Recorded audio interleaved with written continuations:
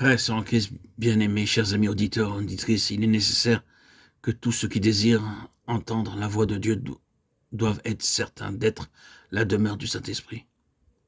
Nous sommes l'objet d'un triple changement quand l'Esprit de Dieu vient habiter en nous. En tant que pécheurs, nous avons un esprit mort, une âme obscurcie, un corps souillé. Dieu est saint et avant de pouvoir venir en nous, il doit d'abord nous purifier par le sang précieux de Christ de toute souillure intérieure provoquée par des pensées, des paroles ou des actes.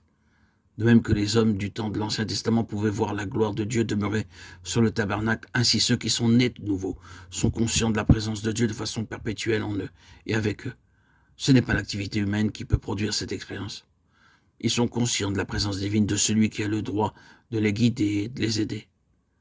Seul le péché nous empêchera de ressentir sa présence, mais le péché peut être toujours à nouveau pardonné et ôté par son sang précieux. Lorsque notre Seigneur Jésus-Christ commença son ministère public, le ciel s'ouvrit, le Saint-Esprit descendit comme une colombe et la voix se fit entendre.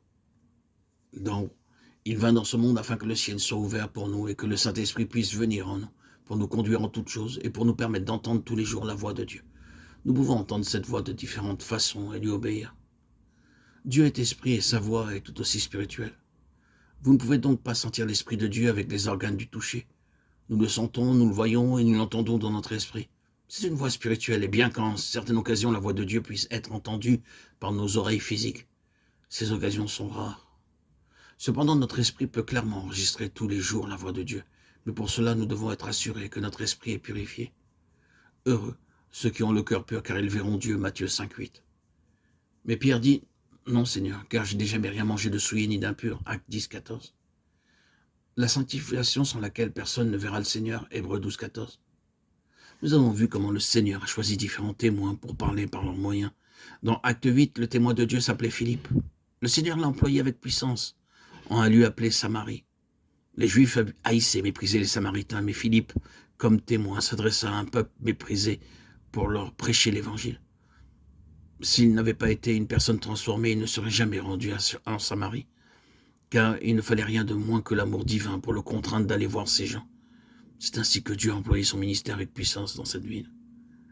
Soudain, l'ordre de Dieu vint à lui. « Lève-toi et va du côté du midi. » Il obéit immédiatement à Dieu. Le Seigneur l'utilisait beaucoup à Samarie, et son ministère autant que son service était très nécessaire en ce lieu.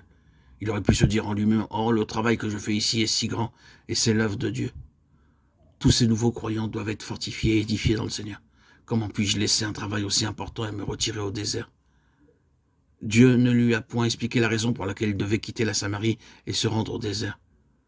Comme nous l'avons déjà vu, Dieu ne nous révèle jamais trop à la fois, mais en tant qu'être humain, nous sommes curieux de connaître tout de suite les explications.